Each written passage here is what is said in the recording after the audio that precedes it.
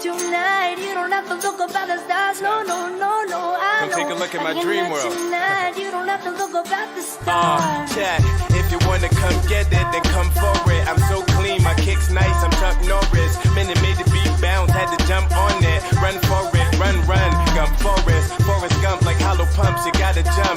No trouble, no double, I got a stun. You don't have to look up at the stars. Make one wish, you're looking at a star. Swag so fresh, you can put it in the jar. And the way I change gear, you can put me in the car. I remember when me and Seif used to sneak in every concert door. Now I got my feet in. Every day is Get Friday, no weekend. You don't have to look up at the stars. Hey everyone, welcome back to your favorite live sports show, not named The Touchdown with Doug Smith.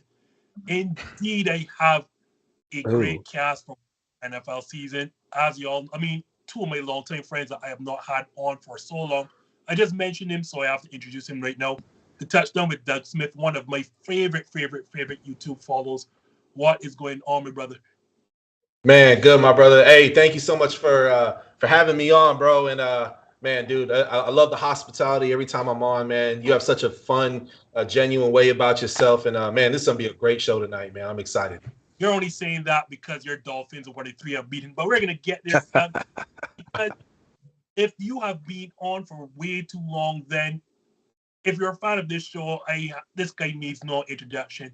Adam Lewis, previously of What Off Season and then Petty Sports. Adam Lewis, it has been way too long. We're not accepting this again.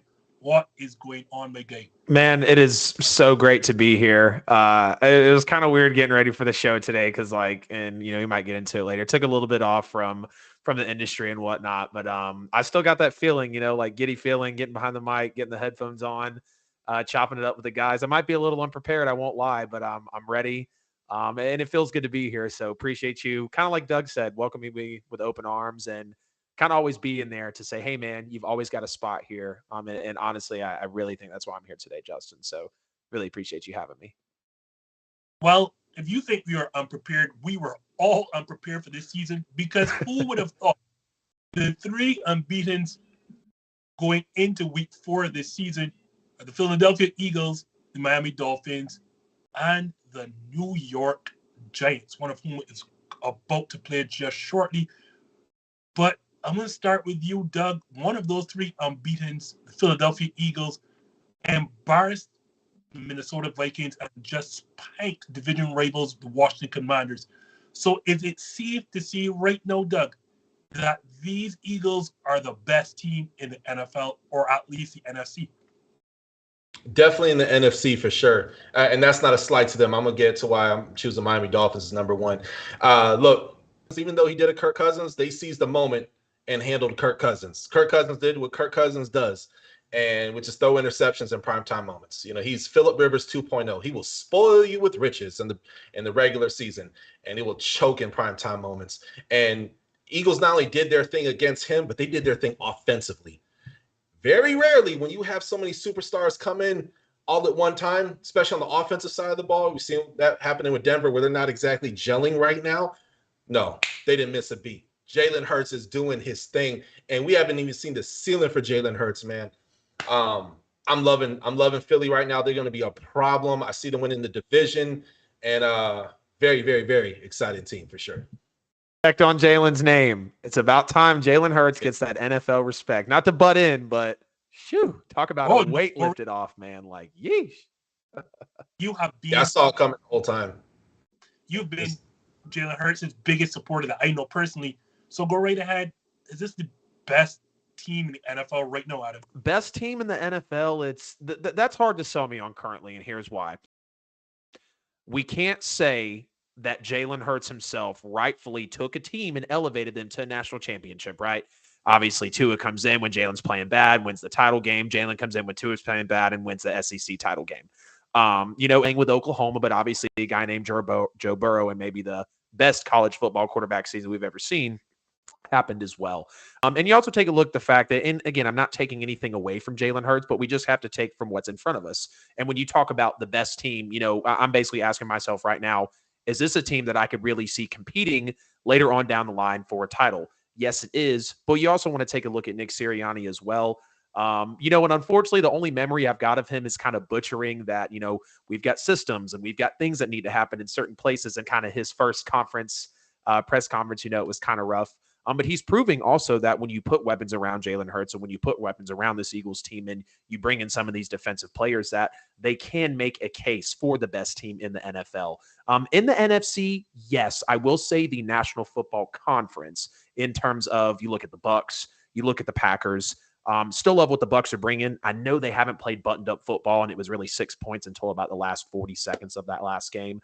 But if you're talking about the whole league, I still got the Bills as the number one team up there. Would put the Eagles very close, and obviously there's head scratchers out there today with Kansas City, considering how they just lost to the Colts, who might be the biggest disappointment, in the NFL right now. But I would definitely say the Eagles are a top 3 to 5 team in this league.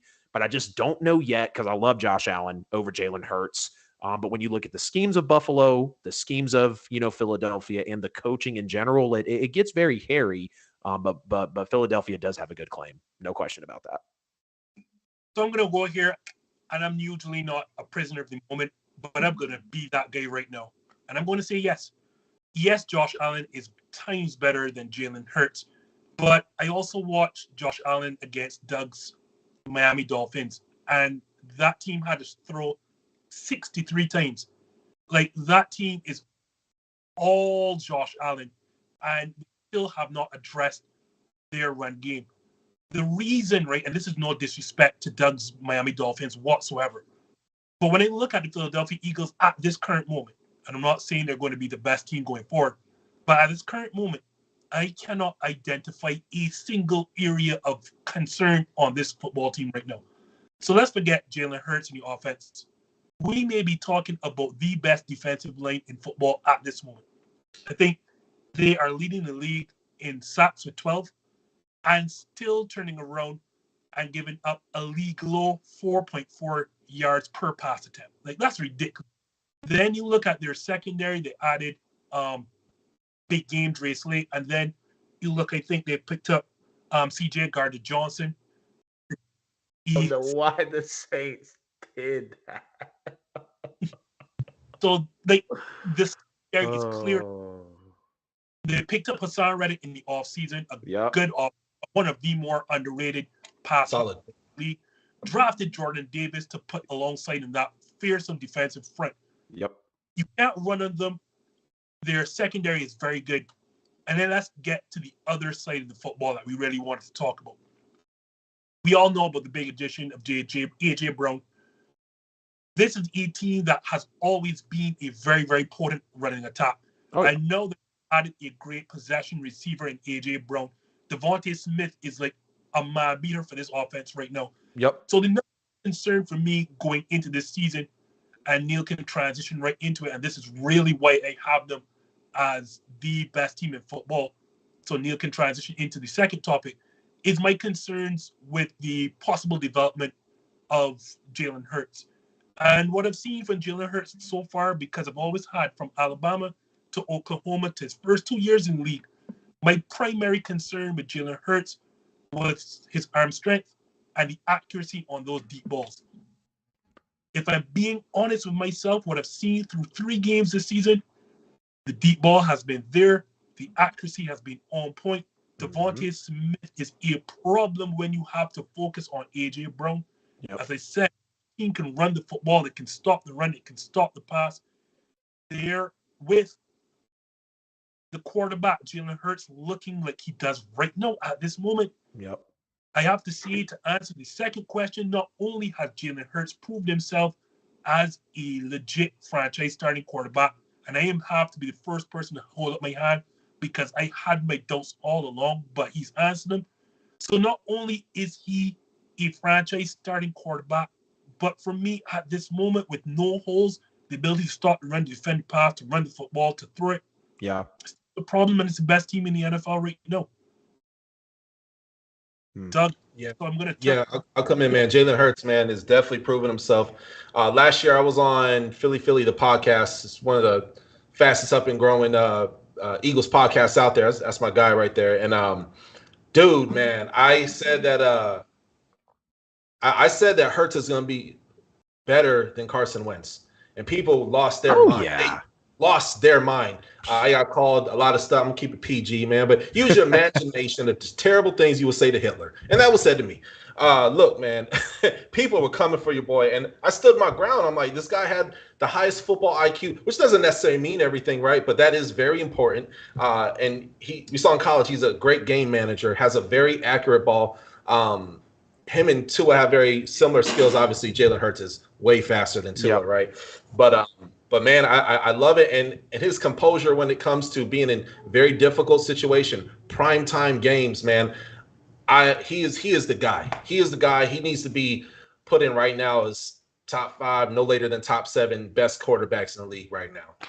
Just right now. That is a hot take if I've ever heard. And we're saying it like for this season. I'm not talking about like all time or anything. But I'm going to let Adam follow right up because from the get-go, I know Jalen Hurts was Adam's guy. So just take it away, Adam.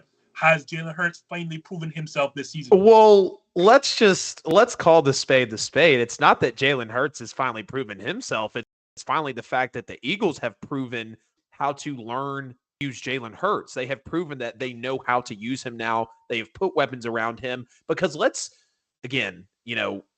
lot of people say, and it's especially in this league in the NFL, where you land matters, especially as a quarterback. Jalen Hurts gets taken, I want to say late second, early third, middle of third round, something like that. So one, it really made no sense, right? They'd already said like the discussion was on the table. Hey, Carson Wentz is here. He's not going anywhere. They were kind of just a couple seasons after the Super Bowl. I think it just lost to the Saints in the year before, when the Saints had the no call. So it wasn't far removed from success for this team. Jalen Hurts' his first year, I want to say you still got Doug Peterson, if I'm not mistaken. And you see him pissed off at the end of the season because he's getting a few starts. They literally pull him out. Remember all the memes about the Eagles were trying to tank and Jalen Hurts was visibly upset on the sideline. What happens in his second year, though? You bring in Davante Smith as a rookie who was absolutely great. Nick Sirianni comes in as a rookie head coach who he might not have been great, but guess what? He took him to the playoffs. And you take a look at Jalen Hurts. Yes, he had a couple of kinks in the armor. He had a couple of things to work out of his game. But let's not sit here and act like right now, and any of y'all can call me crazy, Jalen Hurts is the best quarterback from Alabama in the NFL right now. It's not Tua Tagovailoa after the 6-touchdown football game. It's not Mac Jones after only throwing the football a couple of times and possibly beating the Bills in that game. It is Jalen Hurts when you talk about the arm, when you talk about the accuracy. Doug talked about the IQ. Let's not act like this kid wasn't running for Heisman at 2 separate schools. If Joe Burrow doesn't happen, I think everybody feels a lot differently about Jalen Hurts. The Eagles proved that they know how to use Jalen Hurts, not Jalen Hurts improved that he knows how to use the Eagles. You got him the weapons. Coach is a hit. A.J. Brown is there. You bring in CGJ from the New Orleans Saints, who is a very top-rated safety in this league. And again, look at the college days at Alabama. Look at the college days at Oklahoma. Jalen Hurts has never been a question of talent. It has always been a question of situation and utilization from the system that he's in. And let's just keep it simple again. It wasn't in college. It was only in the NFL. Because when he got drafted, a lot of people were like, why is Jalen going this late? Why is Jalen going to the Eagles? A lot of people were like, oh, maybe it's going to be a Taysom Hill kind of system. What are we doing here? What are we talking about here? Like, this guy literally was competing to be the best player in college football multiple years in a row with a couple of different schools. So I think the Eagles finally proved themselves, guys. Not Jalen Hurts. Finally stepped up to the table. I can live with that answer. And again, I will be the first to tell you and admit I was not the biggest fan of Jalen Hurts in either situation, whether Alabama or Oklahoma. Right. And it is hard. I guess the hardest thing for me as somebody who watches sports is to assess or to predict the growth of young players. Right. That's always been the hardest thing for me to do. Yep. Is to predict the players. And there needed to be growth because the accuracy was not there. The deep ball accuracy for sure was not there. And no, he's only turned over the ball once in 3 games. Yep. He's netting at least 65% of passes. Like, yep. He is utilizing his weapons. It is not to say like this is just ground and pound and throw on play action fakes. Right. You're seeing them 4 and 5 wide. Nick Sirianni clearly trusts this kid. So I am going to give props where props are due. he is right now an MVP candidate. And because of his play, I'm going to say that it's one of the primary reasons the Philadelphia Eagles are indeed the best team in the league. I don't know if y'all want to jump in and add anything here. Yeah, well, just like you were kind of saying, and we're obviously talking, it's Jalen Hurts proving himself. He's gotten more comfortable, the deep ball, the accuracy. Take a look at the 55-yard bomb to Quez Watkins against the Vikings on Monday Night Football a week ago. Like, he wasn't making those throws last year. He wasn't doing that the year before. Go turn back the tape to Alabama and Oklahoma and tell me a time that he wasn't doing it, but tell me that he wasn't doing it back then. Davante Smith, whether it was the soft coverage or whether it was the fact that Jalen Hurts has actually gotten that good, he was that comfortable to literally feed Davante Smith in a funnel for 156 yards in the first half yesterday. Okay, so we know that Jalen Hurts is showing us early on. Now, I'm not going to say, call me crazy again, I'm not going to say he's a superstar yet. Has he played like a superstar over the first 3 weeks of the NFL season? Yeah, he has. Is he going to be doing it in week 9? Is he going to be doing it in the divisional? Is he going to be doing it in that must-win primetime divisional game? That is yet to be seen, but Jalen Hurts has bit every bite that's came his way, right? He's chewing it up well. Now he's ready for the filet. Now he's ready for the chuck rouse. Now he's ready for the ribeye. So I think he's going to really live up to his opportunity, and I'm so excited to see how everybody comes around on him. Well, Doug didn't come on the show to talk about Jalen Hurts or Philadelphia. Doug came here to talk about his Dolphins. So we're going to get to why Doug is here. I know a lot of us are going to remember the game for Tua Tagovailoa apparently getting knocked out, being allowed to come back in. To hell with concussion protocols, right? Right. Or gladiator sport. Or what we're now calling the butt punt. Mark Sanchez is now finally found himself away from NFL means. I know it. But what I'm going to remember the game for is a division rivalry which has put the Miami Dolphins as the only unbeaten in the AFC just far. So, Doug, was that pivotal AFC matchup more about Miami winning or Buffalo finding ways to lose yet another one-score game? Nah, man, they look.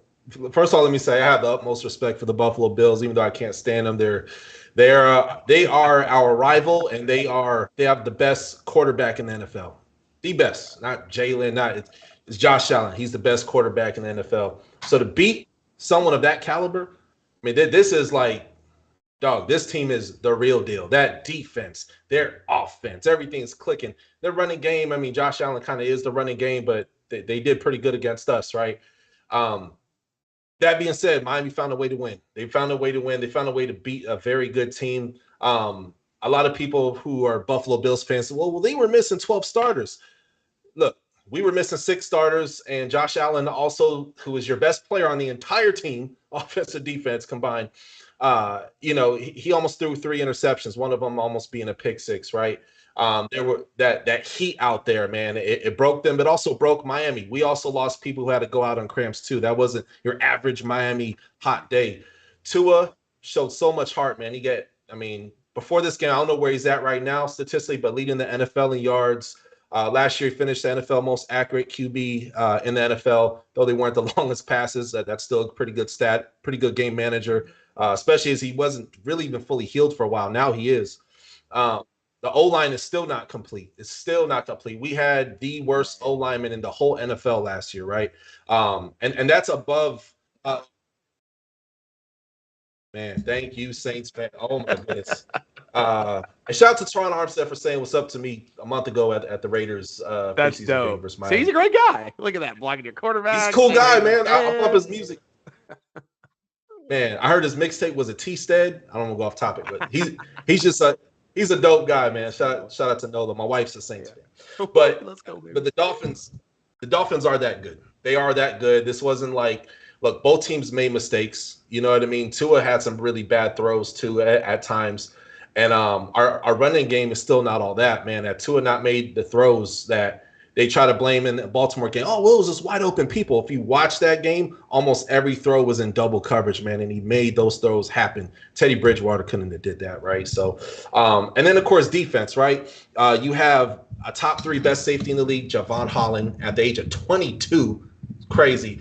Then you have the other safety, Brandon Jones, coming out of Texas, third year in the NFL, leading the NFL in sacks as a safety. That's pretty dope, right? I want to say he's probably in the NFL again so far this year. Then you have Xavier Howard, arguably the best cornerback in the whole NFL. I say that because out of last year, he had the lowest quarterback rating against him out of anybody, right? Gets tons of interceptions too. So you take that and you match it up with what Buffalo has. The reason the world is so shocked with the Dolphins is because of groupthink. When somebody says a lie, like Hitler said this, man, it's like, hey, if somebody says a lie enough, probably mess up the quote, but basically that they start to take and believe it, right? The truth has been in the pudding about Tua for a minute, right? The truth has been in the pudding about the Miami Dolphins for a minute, right? Last year was built off of hopes and that was it. And we had a lot of good players, but it wasn't really coming together. And Brian Flores, great defensive coach, but not the best offensive coach. And we got a guy who said, hey, I'm going to maintain your defense. I'm going to keep your defensive coordinator, but I'm an offensive genius. Let's make this happen. Yeah. Miami was a better team, and I'm excited to face them in December. Same thing, Adam. We all watched it. Are you convinced that the Miami Dolphins are legit in win this game? Or was it more about Buffalo fumbling another win away? Sorry. I don't know, because when you look at a 21-19 divisional showdown where Josh Allen did throw for 400 yards, but then he also slung the ball 60-plus times. And you look at the fact that Tua's coming off of a 6-touchdown game and, throwing for all these yards, and then you see he's only 13 for 18 in this game, and he comes away with the win. Tyreek Hill, couple catches, less than 40 yards. Jalen Waddle, 4 catches, over 100 yards. So there's a lot to take into this game when you sit back and try to say, okay, who won this game and why did they? I am going to look at the fact that Buffalo did have 12 starters out, right? Because even with Buffalo having all of those injuries, it does concern me and maybe kind of, make me want to back off that team in the league type of hype. But you can't lie at what they're putting on the tape. Now, when you turn around and look at the fact of Miami, Doug, I am going to push back on you here. Did Tua have a great game throwing for 6 touchdowns? Absolutely. Did he have a great game throwing for 4 touchdowns in the fourth quarter? Absolutely. But the tape doesn't lie also. It wasn't in double coverage. They were underthrows. But guess what? That's all you need out of Tyreek Hill. So I'm not going to sit here and say, oh, well, he underthrew it, but it was 6 touchdowns and the receivers had 250 yards. I'm still going to give it to him because he has that access to those 12 starters out. Would you agree that the most important people to beat Miami was in the game? All the receivers, Josh Allen, your running backs, Von Miller, Russo, Boogie Basham. I could keep going. Right. They should have won that game, and they didn't because they weren't the better team. Right, absolutely. And I am saying that, I'm not going to sit here and make excuses and say that Miami didn't deserve that win because they absolutely did. And kind of like I was saying too, this wasn't a game for me where it was like, oh, the Dolphins are going to be legit if they beat the Bills. That was the media, and that was a lot of the fans. And I'm not bashing the topic, that we have here on the show, but a lot of people were like, oh, is Tua for real? He was taken early in the draft. Tua turned the ball over. Now he's throwing 6 touchdowns. It was just a real prisoner of the moment type of thing. If there is one takeaway, though, that I do have to say from this game, I do think it does more lean on Buffalo. Yes, you are missing those starters, but I will give it to you, Doug. No question that what a lot of people are saying is the best team in the league. Josh Allen might be the MVP right now, and knowing how that offense and defense has played on the field, they did have the best people out there to put them in the best position to win that game. But when you are literally becoming so Josh Allen dependent, and I can't knock the Bills. Look, we saw redo it with Mahomes. We've seen LaFleur do it with Aaron Rodgers. When you literally have no ground production, which has been a flaw of the Bills the last few years, can't run the football in December. This is why they're battling through a Zach Moss injury a couple times. They're drafting James Cook out of Georgia. When you can't be multifaceted in those aspects of football, you're going to fall short. And I think that was one of those instances. Hats off to the Dolphins, though. Okay, let's not act like a couple seasons ago they weren't 10-6 and literally one game away from making the playoffs. I mean, we remember that season that they had. They shocked everybody. It was the year before they drafted Jalen Waddle, if I'm not mistaken. They should have made the playoffs last year. That year, I can't remember what game it was to where they actually didn't make it happen. The daggone Broncos. Exactly. So these Dolphins, I love what I'm seeing. But if I do have to have one takeaway, it was Buffalo. they leaned on Josh Allen too much. And you saw that. I mean, what type of people or what people expected an over-under of less than 45 in that game? You know, people were expecting this to be, considering how the game was before with Miami and Tua and how the Bills were walking into this was supposed to be a huge one. Miami stepped up to the plate. They won it. I'm proud of them. They're 3-0, and I've got all the respect for Tua and all those guys out there in South Beach. So I'm going to answer it a bit, hedging my bets, and I'm going to say it's a bit of both. So first, as much as Buffalo had 12 starters, and to push back a bit at him, two of their players and Doug, they did miss two very important players, and that is their two safeties that are all pros in Micah Hyde and Jordan Poyer. They are very critical to what they do. Yep. But I will say, you can only play who is in front of you, and injury is a part of the NFL more so than any other sport. So I'm not going to give that Buffalo was missing 12 starters, because injury is a part of football. And as you all correctly said, Josh Allen and Stefon Diggs were out there on the field. So let me give credit first to Miami. Tua Tagovailoa answered a lot of the questions these first three games of the season as well. I thought he played a particularly good game in terms of putting the throws where they needed to be. And if you watch NFL Live today and Get Up, I think Dan Orlovsky had a great breakdown of 3 or 4 potentially big game-changing throws in which Tua needed to put the ball where it needed to be and not inch or two either to the left or the right. Then one of my biggest knocks on Tua coming out of college is that this guy is a very easily injured quarterback. He got what I thought would have been knocked out of the game. He showed the courage and the poise not only to return to the game, but to hold on in a very, very low-scoring one-score game in a divisional battle that may come down deciding division at the end of the day. So props to Tua on that. We said all of their important offensive pieces were there, and yet Miami was able to hold this team to under 20 points. That is phenomenal. Like, this defense is legit. We talk about Tua and Jalen Waddle all the time, or we talk about Tyreek Hill. Team sport. But that defense is getting overlooked. So first, let me give props to Miami and lean in that regard and said Miami won this game. But it cannot continue to ignore what is one of Buffalo's weaknesses beyond simply not being able to run the football. And that's why I never had Buffalo as the best team. They can't run the football. I mean, you needed 63 pass attempts from Josh Allen. Right. The offense is too Josh Allen-centric. But most glaringly, gentlemen, Buffalo Bills have a problem with game and clock management. And it's really starting to rear its ugly head in these type of games. We saw at the end of both halves, they couldn't get the ball off at the end of the first half, cost them points, and it really cost them they cost them this game where they can't even decide to find a play where it either get them out of bounds or at least give them time to clock the ball. They could not even get a clock stopped, to the point where we've all seen the reaction from the offensive game coordinator where he just tablet. It seems to be thing in the NFL these days. Gentlemen, this is a problem, and y'all may think this is just, this one scenario, this one-off situation I'm blowing out of proportion. That is not true. Do you know from since the start of last season what Buffalo's record is in one-score games? I'll give you all a guess. Take a guess. Well, guess. What is Buffalo's record in one-score games since last season? I think they lost season. Lost all. Since there are 4-6 in one-score games. Yep. It's telling me you have a problem with situational football. And if you have a problem with situational football, guess who that goes to? Sean McDermott. Yep. Shout out to Stuff About Sports, Germ, the biggest Buffalo Bills fan. And over and over again, Germ, your Buffalo Bills are going to flatter to deceive with Sean McDermott at the helm, because he does not know how to manage situational football to win one-score games. Yep.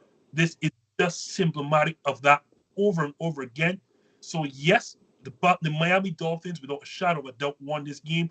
but the Buffalo Bills have a problem. They're going to either blow people or they're going to lose. And that is not how playoff football works, because we know in playoffs, you're not going to play bad teams. You're only seeing good teams in front of you. And playoff games are typically decided in the last minute. I'll let the Miami Dolphins fan close up this segment before we move on. Yeah, man. Buffalo, look, man, I still think they could potentially win the Super Bowl this year, man. But they got to fix this. Like you brought up a growing point. Like I didn't know that stat till today. Today I'm at work. I listen to podcasts on work and ESPN and whatnot, and I saw that. I was like, wow, like that says something. That in clutch moments, we even saw it last year in the playoffs, right, against the Kansas City Chiefs, I believe it was. So it's see that it's like, man, but they're still going to this team is. Their defense has, just like Shrek used to say, ogres are like onions, they have layers. These Buffalo Bills, they play like an ogre and they got layers, man. And I think they're going to be all right. I fear that, man, Miami probably ain't going to play so good when it takes in. We got to go up there, man. But we'll see. Hey, it's a long season. Anything could happen. Another thing I want to bring up, and I'll end on this point with the Buffalo Bills. I don't care if you're my rival. I wish well on everybody, man. I don't care if it's someone from the Saints or someone from the Packers, man. I want everybody to do well as far as health-wise, you know what I mean? But he plays more crazier than Cam Newton. And he's out there trying to truck D linemen and stuff. That will catch up with him eventually, whether it's this season or, 3-4 years from now, man. And I hope that his health, man, that he could protect himself because, man, he got that grit. He got that dog, not D-O-G, D-A-W-G. You know what I mean? My man took off Christian Wilkins' helmet. I don't know what Christian Wilkins said to him during that game, but I was like, ooh, I wish he was mic'd up. But anyway, I think Buffalo's still going to be all right. But they do have to work on that. I think that's the top of their list is, definitely the time management. Yeah, for sure. I hate to agree, but it's true. I mean, when Josh Allen really stepped into himself, I said he's a rich man's Cam Newton. The knock on Cam was he could never consistently and efficiently place the ball. Guy was strong. He could run. He was okay with defenses too, right? But we know Cam loved to run. And now we're going to see that with Josh as well. And I just hate to think that one of the game's best quarterbacks will eventually have to kind of remove that part from his game because, I mean, look at Russell Wilson now. Russell Wilson wasn't necessarily your run and gun type of guy, but we used to see more mobility out of him. You put on some weight. You're tired of getting knocked around. We're going to see it with Lamar. We're going to see it with Kyler, and it's going to look very different. But, man, it's just going to take a little bit of the out of the game, a little bit of the chutzpah out of the NFL. Yeah.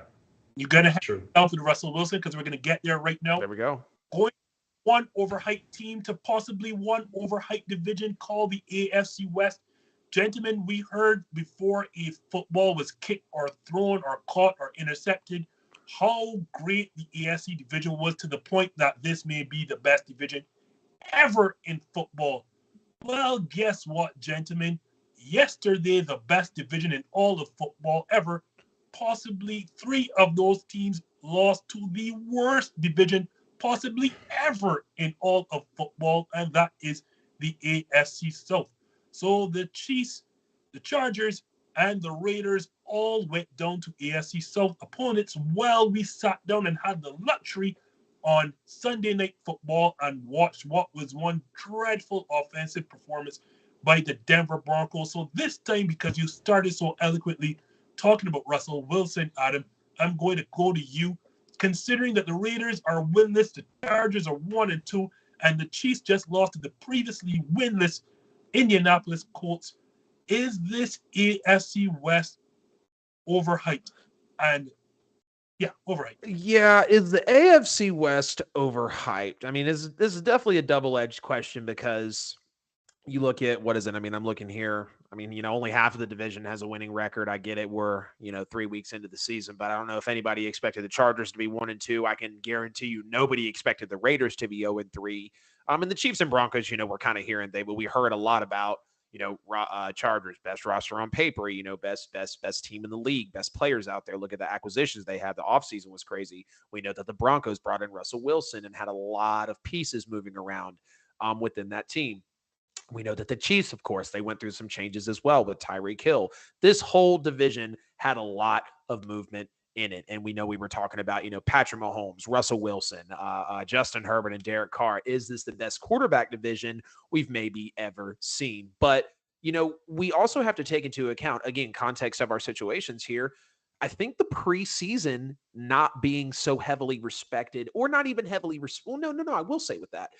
With the preseason not being respected enough to the fact that, these are athletes that are out here getting their, tails handed to them, running as fast as they can, hitting each other hard, going through these split-second decisions. And, I mean, I can't remember what the record was, but I want to say out of all the quarterbacks that didn't play in the preseason, only like 3 of them won, if they actually took any snaps or anything like that. So, you look at the Chiefs. I'm not worried about the Chiefs. I think the Chiefs are, they're 2-1. It is what it is. We've seen what they've done throughout the season. I think just everyone is off of them, because of the Colts. The Broncos, probably the biggest head scratcher next to the Colts this NFL season. Let's just call it what it is. I mean, we weren't expecting Russell Wilson to have this type of outing. Nathaniel Hackett also, switching over. Now he's the one responsible. He's the head coach. He's dealing with a Russell Wilson, who's got a really high pedigree, just like Aaron Rodgers did. And it does kind of confuse you a little bit because what Nathaniel Hackett went through in Green Bay and, kind of what's the difference with the Denver Broncos. The Chargers, unfortunately, they're not doing anything different. They're just doing it with a lot better talent. And now Justin Herbert is a little banged up. Now we're not seeing Keenan Allen a little bit. And again, health and coaching is the big thing about this team. And then the Raiders, kind of in the same boat as the Chargers as well. You just don't know really what's happening with this coaching. They've got a lot of talent. They've got a lot of solid guys. The offseason was good. Draft was okay. But what is actually happening? I just think the NFL season still got to play out. I think we're so used to looking at the NFC South, looking at the AFC North and saying, oh, yeah, the Bucs are going to be the winners there and this team is going to be the winner here. But I just don't think that's the case currently because the NFL season, it's still unfolding. This is very different. Now we do have one less preseason game. Now we are into another 17-game season where all of these players are coming off of a 17-game season. I know it might sound a little, hearsay, but think about the first year that they had 17 games. They were coming off 16 games of the year before, and preseason was still decently respected, nowhere to the level of how it's not now.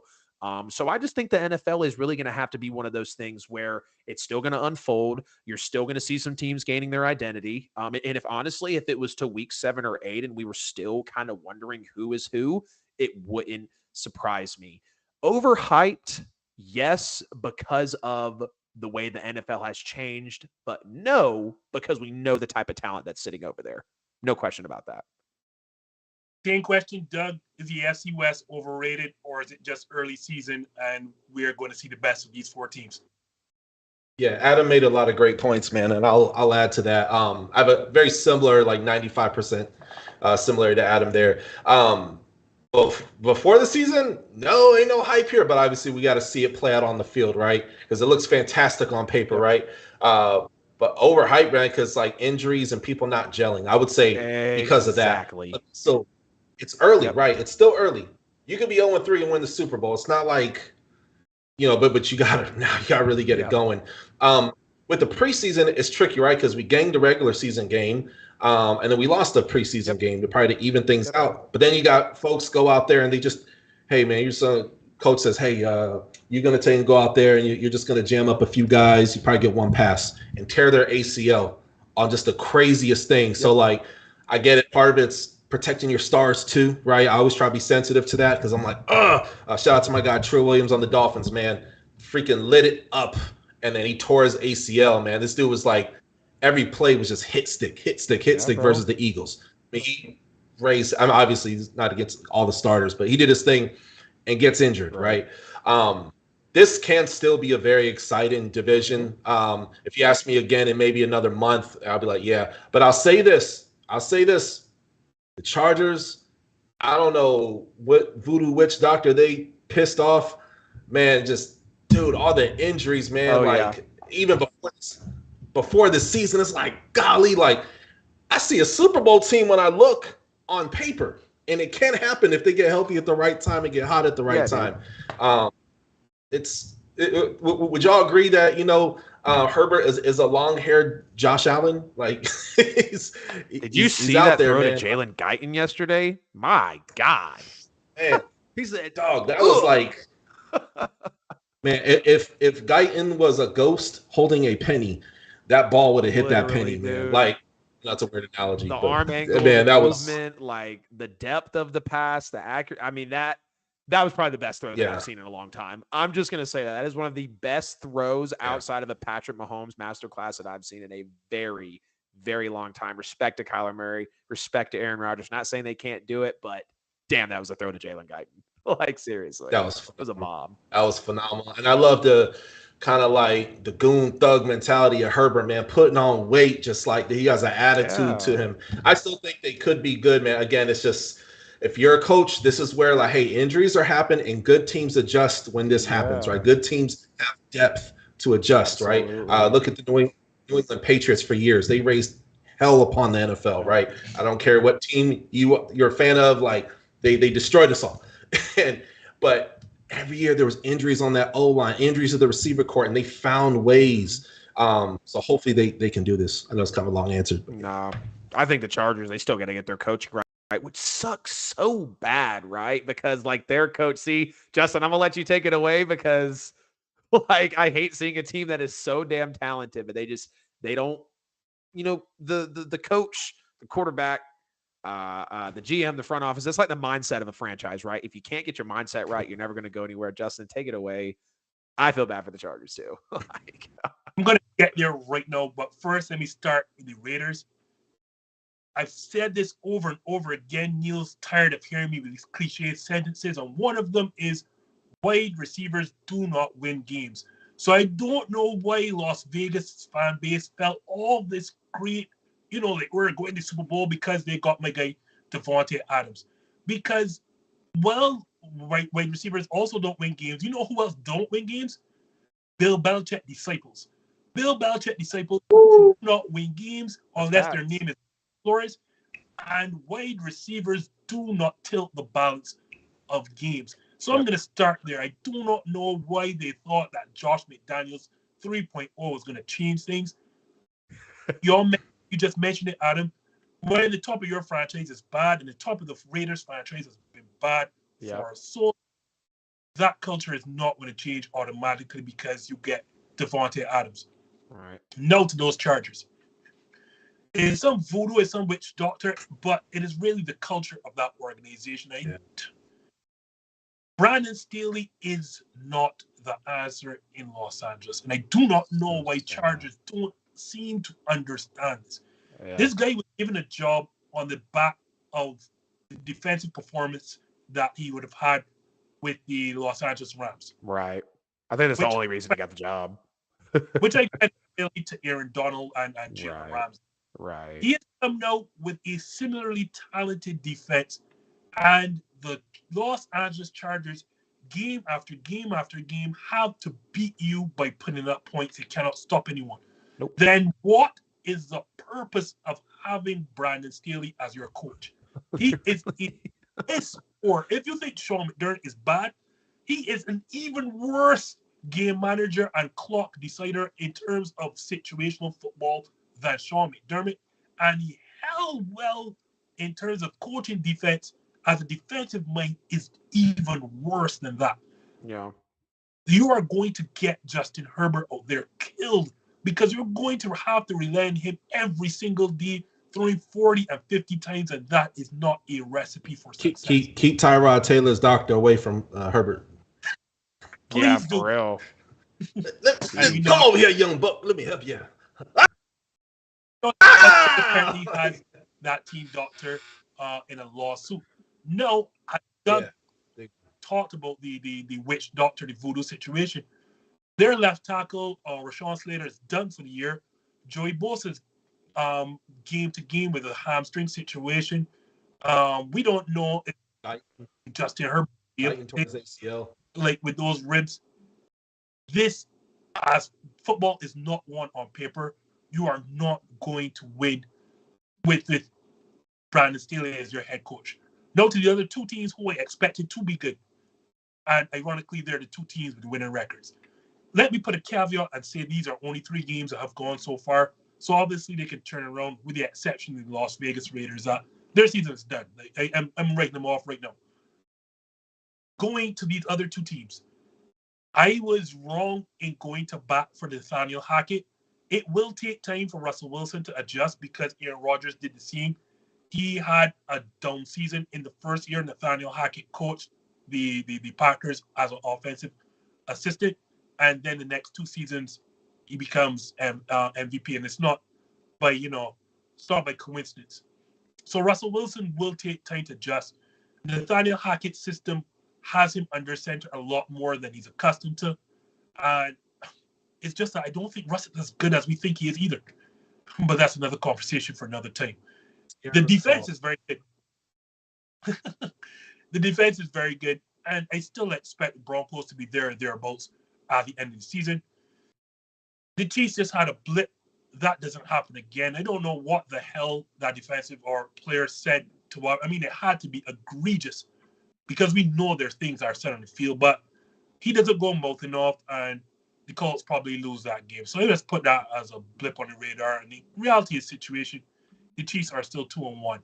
But the 2 teams that everyone thought would be so good in terms of the Raiders and the Chargers, what goes on in that building does not surprise me because the top of those franchises are not good.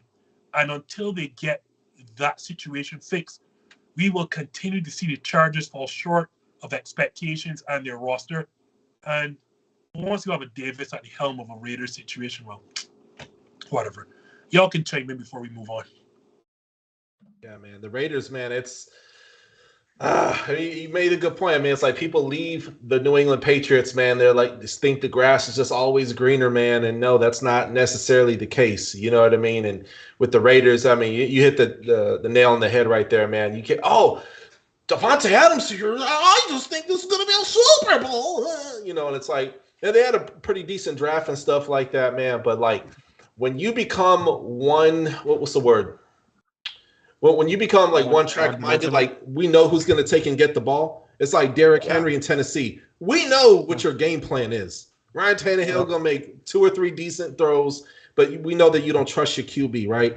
And obviously I would say Derek Carr is a much better quarterback, but he's not him or Himothy, as they say. And I don't know, man. I think it's a Derek Carr issue. I think it's a coaching issue. Derek Carr, I don't think he's trash at all. I actually like Derek a lot. I just not sure he is the one to take them to the promised land. But I don't think Derek Carr is either. I mean, he's good. He can be great about 25-30% of the time. And that's not a shot at him. It's just, I'm not going to say on more days than not he's a guy, but I feel like y'all know where I'm going. He's better than good, but he's not great. You know what I mean? Yeah. And just as a final cap on the AFC West as well, if you think about, everyone's just excited about players because the Chiefs are really still the same. They just lost Tyreek, but they still have the core of Mahomes. They still have the core of Andy Reid. They've still got plenty of receiving core power. Yeah, they lost Tyrann Mathieu as well, but thankfully for the Chiefs, Tyrann Mathieu isn't doing anything with the New Orleans Saints right now that's worth any sort of sustenance. The Broncos, you look at them, they were actually up for getting sold. New head coach, Russell Wilson. I have kind of already had questions about Russell Wilson the last few years in the back half of the season. So again, it was just players. The Chargers, nothing changed but players. It seems like you still got the same culture and you still don't have any health. And then the Raiders, nothing changed but players. Obviously, you've got a Josh McDaniel, which, like we just said, the disciples are not very great at Bill Belichick. And clearly the culture has not changed. So really, it's kind of like, shame on us for thinking the AFC West was going to be this great hype division. Why did we think that? I know I did. Because of the talent. Because of the talent, because of the players. Because really nothing changed that much, y'all. Shout out to the Raiders for not giving the head coaching job to Rich Bisaccia because thankfully that guy has turned around my special teams unit just a year too late. Wish we had him last year and not just this season. But gentlemen, talking about turnaround, great turnarounds for that. The AFC South is still bad, but they have one team with a winning record. And would you believe it? It is none other than the Jacksonville Jaguars. Duval. I only one Jacksonville Jaguars fan. I don't think he's watching this show. Shout out to my guy, Camo. He just celebrated the birth of his 3rd child. But I'm going to ask you guys, Doug, starting with you, can these Jacksonville Jaguars win the AFC South? Absolutely, man. Part of this is, yes, I'm buying into the hype a little bit, and I need to see a little bit more But shoot, let's go ahead. Let's get married. Go ahead. I love it, man. Like this is a special team. I'm so happy to look. Let me start from the beginning. The Jacksonville Jaguars, when they're winning, the NFL is a special place. They have some of the most magnificent fans, and I'm loving it. And Doug Peterson, man, this guy knows how to build and maintain a team. Bro, you know what I'm saying? Like, dude, like this is huge. Look, obviously anything from what they had last year is an upgrade. You brought in Tim Tebow as a tight end star, then you're grinding on college chicks at the bar. Look, this is a stable coach. He knows what he's doing. He knows how to build a team. He knows what a Super Bowl winning team looks like. And he did it himself literally just 5-6 years ago, ballpark, right? He knows how to get the job done, man. So, and the Colts are super suspect right now. Big win yesterday.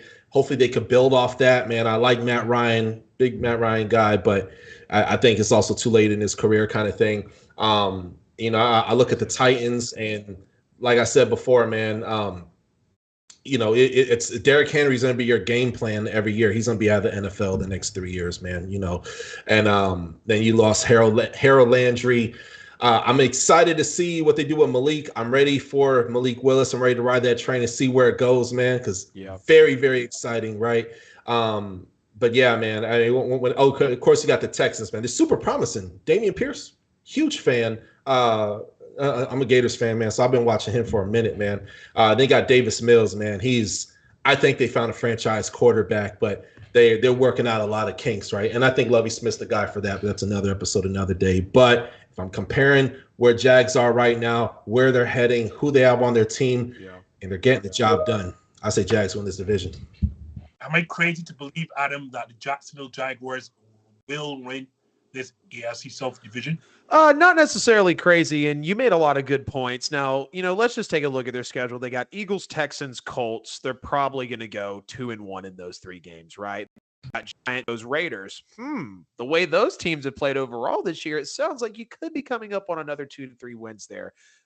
Then they come back to earth a little bit with the Chiefs and the Ravens. Wouldn't be surprised if one of those was a sneaky upset, or if they just take one or both of them down to the wire, because that's how competitive they're looking overall on the season, right? Then you've got Lions, Titans, Cowboys, Jets, Texans, and Titans.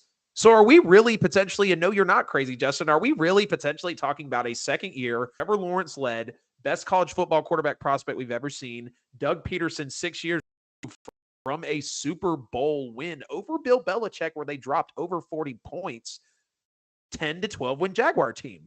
Call me crazy, but after looking at the schedule, it is very possible. Now going to the question of, can the Jaguars win the AFC South? Can they? Sure. The Texans could win if we're talking about can they, but will the Jaguars actually win the AFC South?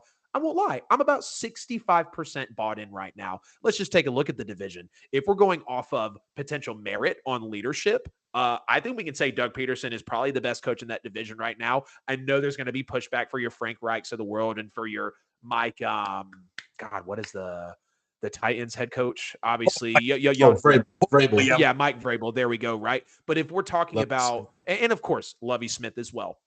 But if we're talking about, because a lot of people, most people that are going to be watching this and most people that are into sports they're going to go for the surface level. They're going to go for kind of the recency bias. That Doug Peterson did take a backup quarterback underdog football team to the Super Bowl and beat Bill Belichick.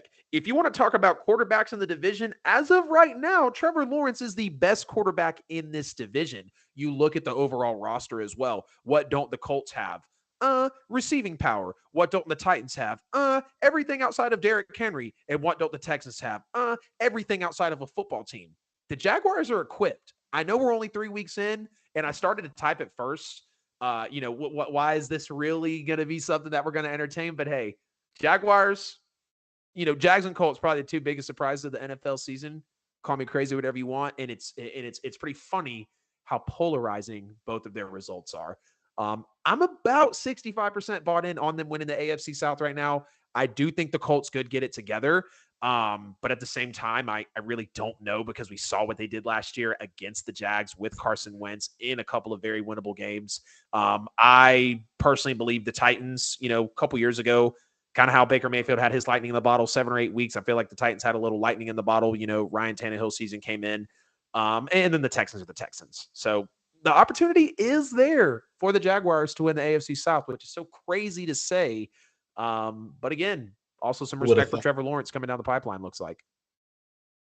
I'm going to go a step further. Not only can the Jacksonville Jaguars win the South, they're going to win the South, guys. I'm going to put my neck on the block and shout out to Jimmy Thompson from JT and the Dawn, who's the first person who told me that the Jaguars will win this division, and I refused to hear him. Well, here's the reason why, guys. Usually, it is easy to predict these things. Just which team in the division has the best quarterback. That's usually the team that's going to win the division. And as you said, the best quarterback in the AFC South right now is none other than Trevor Lawrence. And we sat down. I'm not the biggest. Not Doug Smith.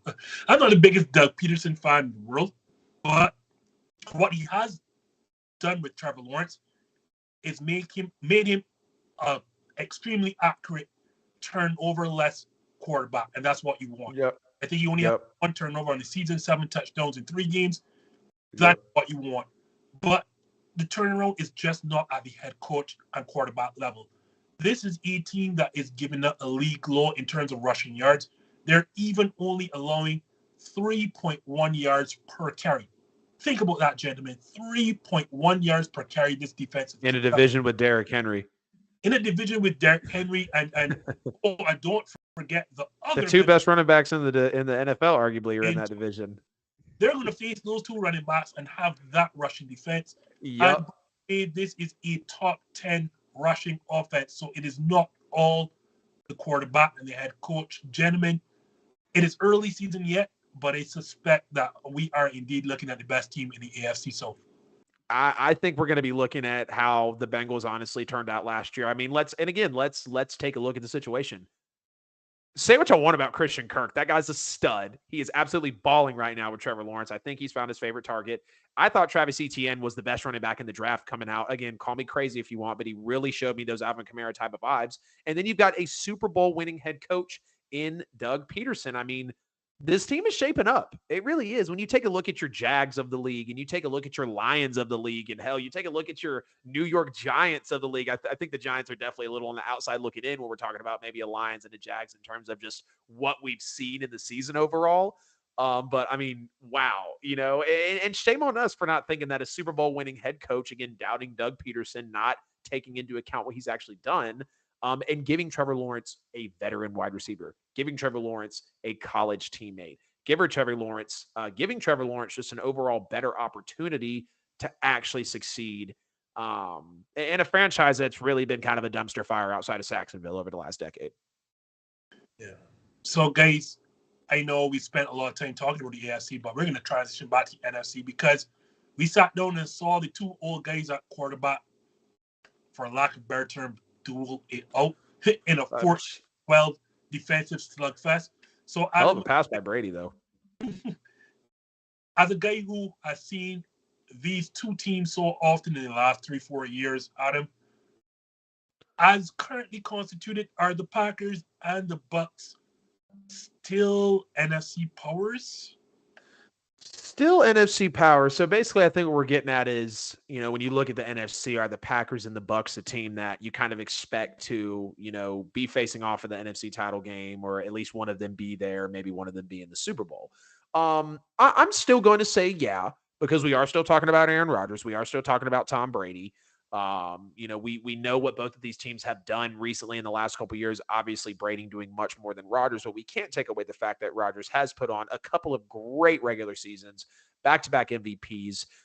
So there is going to be that residual respect out there for them. But I do get to a point in the NFL, Justin and Doug, and this is really something that I feel like the more you watch the league, the more you understand that, 1, everything is not linear, and 2, just because you're doing the exact same thing that you did last year, maybe even doing it better, doesn't mean that you're not missing that one piece that made you fall short.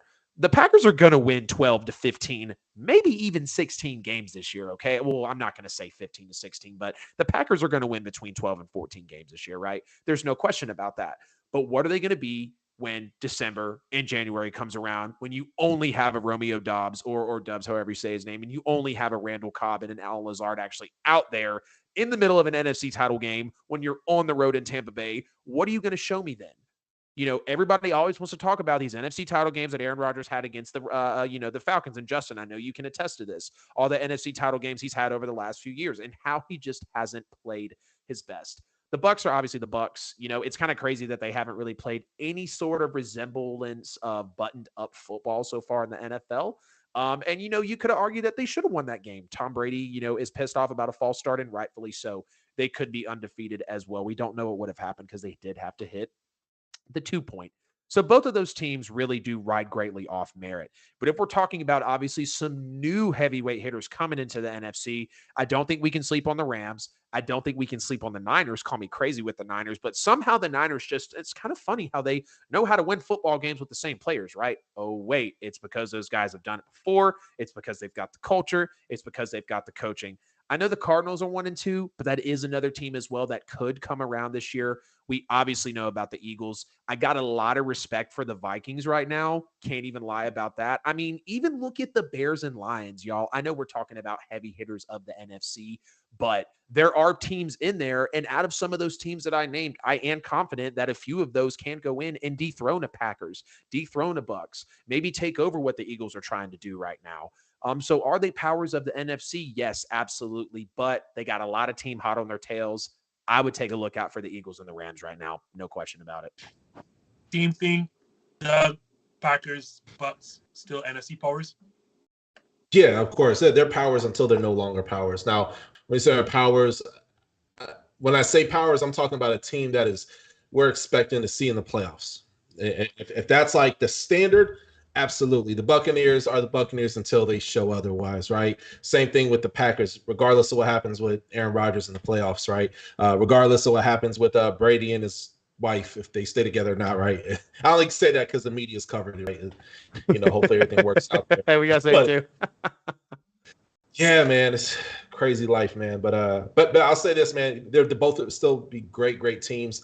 I'll say this, I don't know if I call them a powerhouse, but you know, the Lions, I think they could win 10 games and maybe miss the playoffs or maybe sneak in there, man. But they got to work out some kinks and stuff like that, right? You know, Adam, you mentioned about the 49ers, man. I got 49ers, man, making it to the Super Bowl this year, man. They're just like something. And he's a game manager. But Jimmy G, I mean, he's low turnovers. He's accurate. You don't really need like a flashy, hey, I'm going to take and throw 5,000 yards type quarterback, right? I mean, he could get the job done. I mean, we've seen this with Trent Dilfer, Brad Johnson, Joe Flacco, and I would argue that Jimmy G is better than the three of those gentlemen, right? And then, of course, you got that defense, man. That defense is just something to just glow over, right? Rams are still doing their thing. Eagles are super elite. I think there are some bumps in the road, man, but I think Eagles are we're looking at like a 12 win team right now, right? So, but yeah, those are some of my powerhouses in the NFC for sure. So I'll go on a team-by-team basis. As much as the Bucs lost, I'm not concerned with them because they have a great defense, if not the league's best still. Like when you talk about the best interior linebacking duo in Devin White and Levant, then you still have Vita Vea up front, a run eater, like a space eater. Akeem Hicks next to him, Shaq Barrett. I think this defense is still elite. And at some point, I have to believe Mike Evans, Chris Godwin, and Julio Jones will all play together at some point this stage. So I don't think we're going to see the Bucs offense looking as terrible as it does. So I still have them to win the South. And some way, somehow, you're going to have to go through them. Now with my Packers.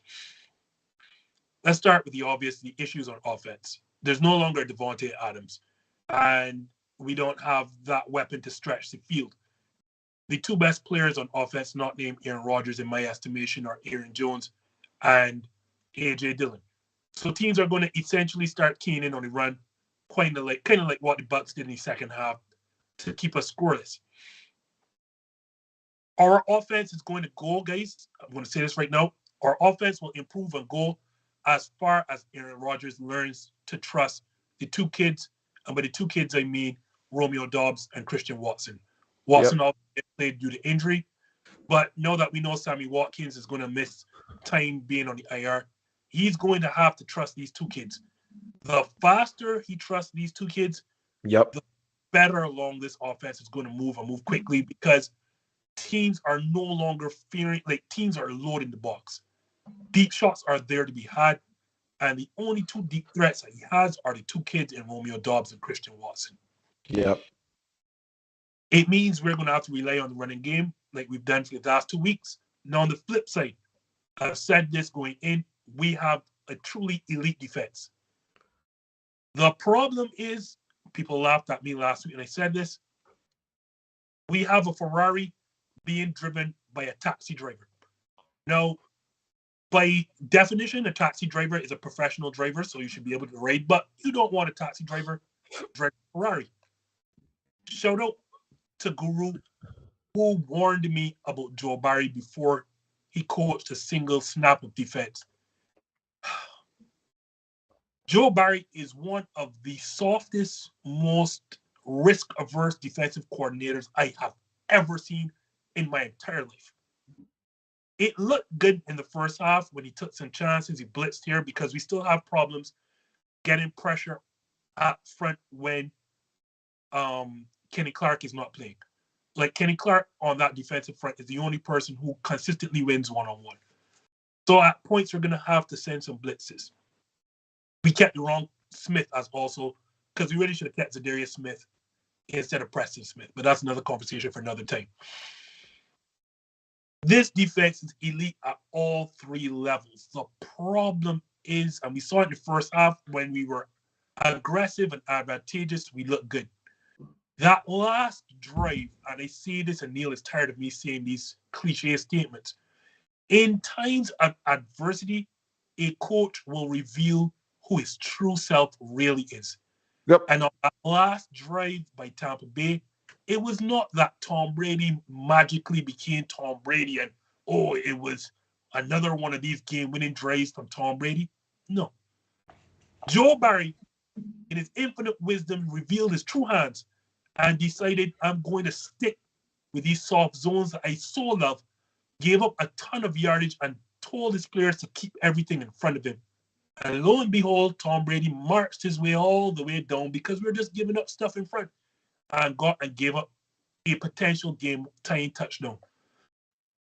Joe Barry is not the man for this job. You have Pro Bowlers. You've got Ken Clark in front, Rashawn Gary as a rusher. You've got Jair Alexander, arguably the best cornerback in this league. You have two great inside linebackers in Devondre Campbell and this rookie sensation, Quay Walker. Joe Barry is not the man for this job.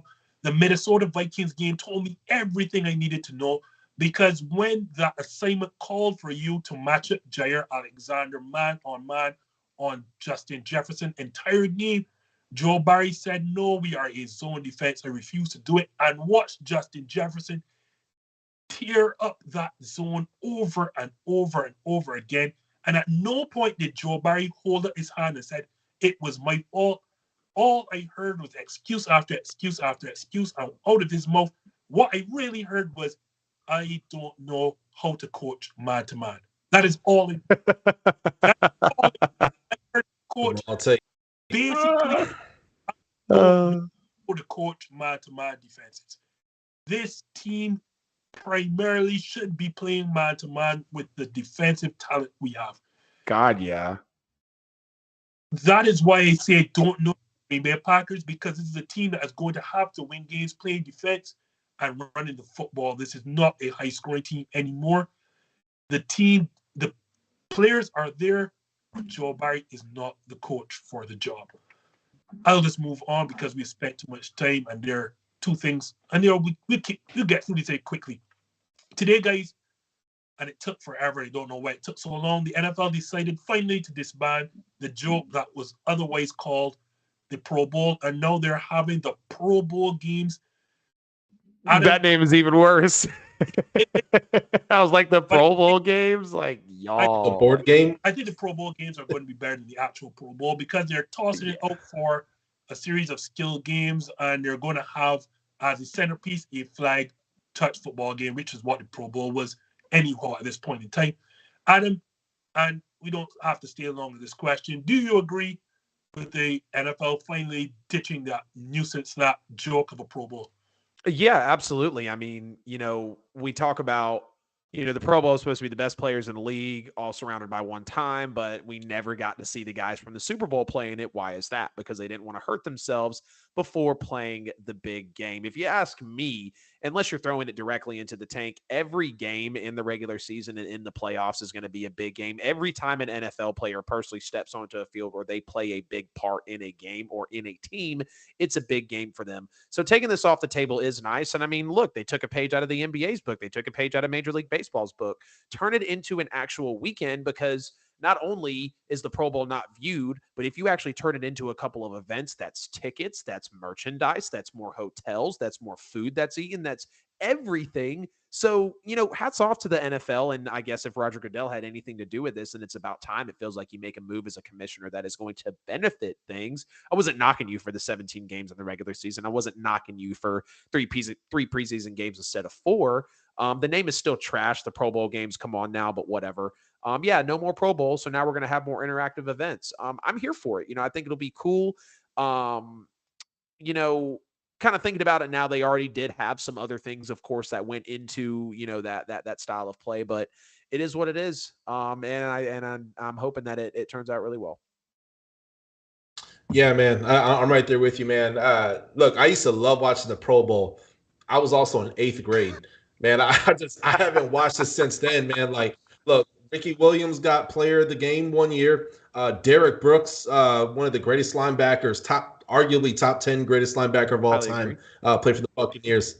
Dude was amazing. He got player of the game. And dudes was really out there trying to play. But, also, I get it, man. You don't want to take and get injured off of a meaningless game. Look, the money you can make from hotels that spread out over the course of 3 days. Let's find out who has the most accurate 70-yard pass, right? Let's just, I love watching the All-Star Weekend for NBA. Hey, who got the best three-point shot in this skill right now, right?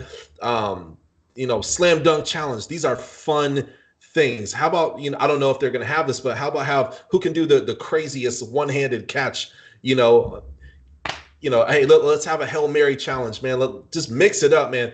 I would tune into that for sure. Let's have quarterbacks and running backs make blockers, and let's have offensive linemen be wide receivers and quarterbacks. It's actually a great idea, actually.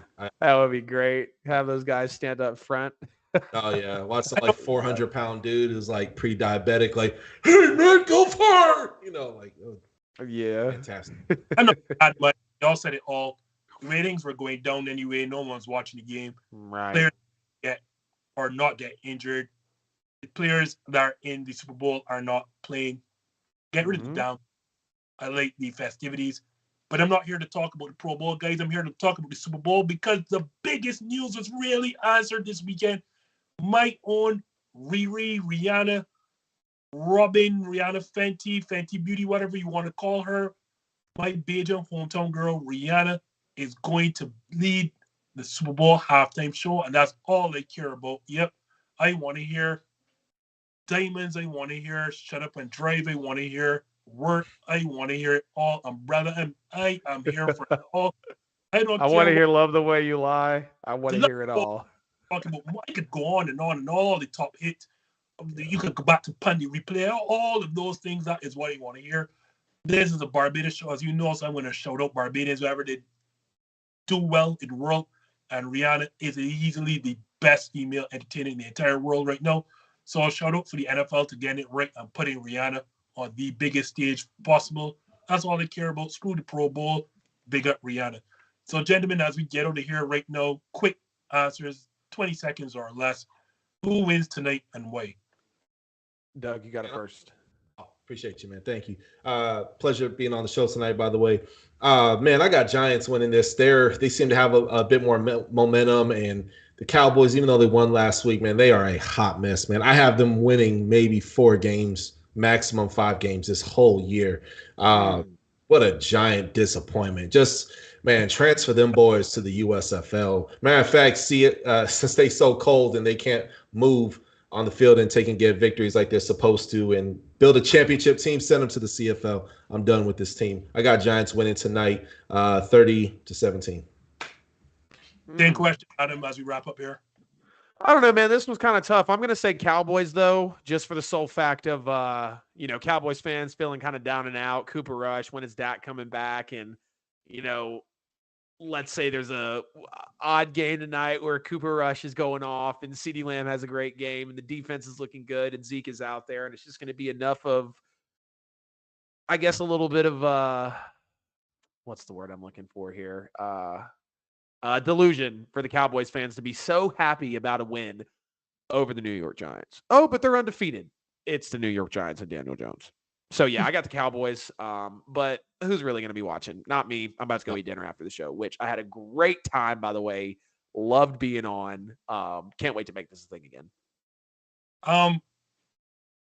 Dak Prescott isn't playing, but Micah Parsons may very well be the best player in all of football. I didn't want to pat myself on the back for telling you all, I want to say 2 years ago, that Micah Parsons was the best player in that draft when he was coming out. I do not know how players or teams missed on him. And I said, yep, Dallas taking Micah Parsons was going to be huge. And they have the New York Giants winning.